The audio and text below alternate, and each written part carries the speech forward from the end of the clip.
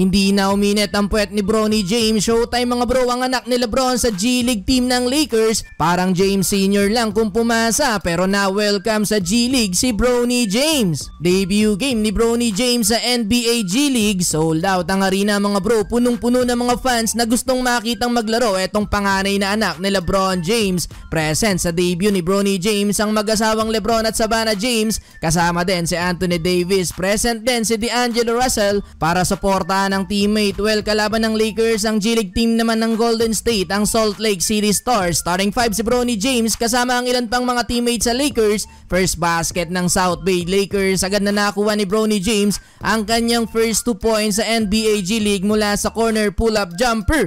After nyan mga bro, gandang assist naman ang naibigay niya sa ilalim para sa dunk ni Christian Coloco. Solid ang first quarter para sa South Bay Lakers. Agad na natambakan ng kalaban, nakapagdala din ng steal si Bronny James. Libre sana sa corner pero mintes ang tira. Nanguna sa LA si Maxwell Lewis na may 11 points. Sinundan niya ng 8 points ni Quincy Olivari. Halfway nang inilabas si Bronny mga bro, binalik under 4 minutes. At heto ang sumunod na nangyari. Parang tatay niya lang kung pumasa sa play na to mga bro. No look, underhand alley-oop assist para sa teammate. 2 assists sa first quarter si James Jr. with 2 steals and 2 points. End of first quarter, lamang ng 17 points ang South Bay, 32-15. Second quarter, di makahabol ang kalaban ng Lakers. Tuloy ang opensa ng home team mga bro. Second basket para kay Bronny James. Pasok ang teardrop, sinabayan pa ng dalawa. After nyan, depensa ulit kay James Jr. Ganda ng pagkakastop sa fast break ng kalaban. Nablangkahan pa mga Bronny.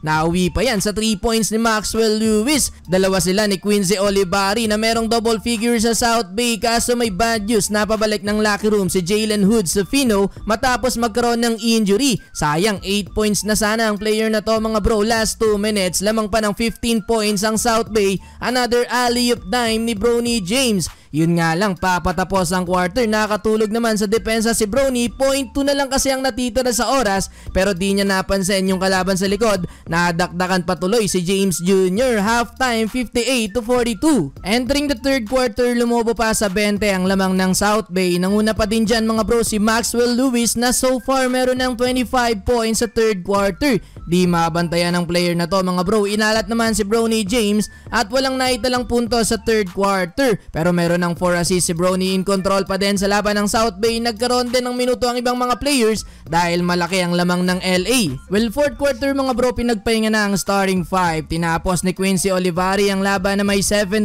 points, 25 points para kay Maxwell Lewis, habang si Bronny James 4 points, 4 assists with 2 rebounds, 1 steal at 1 block. Kaso may 3 turnovers si Bronny James.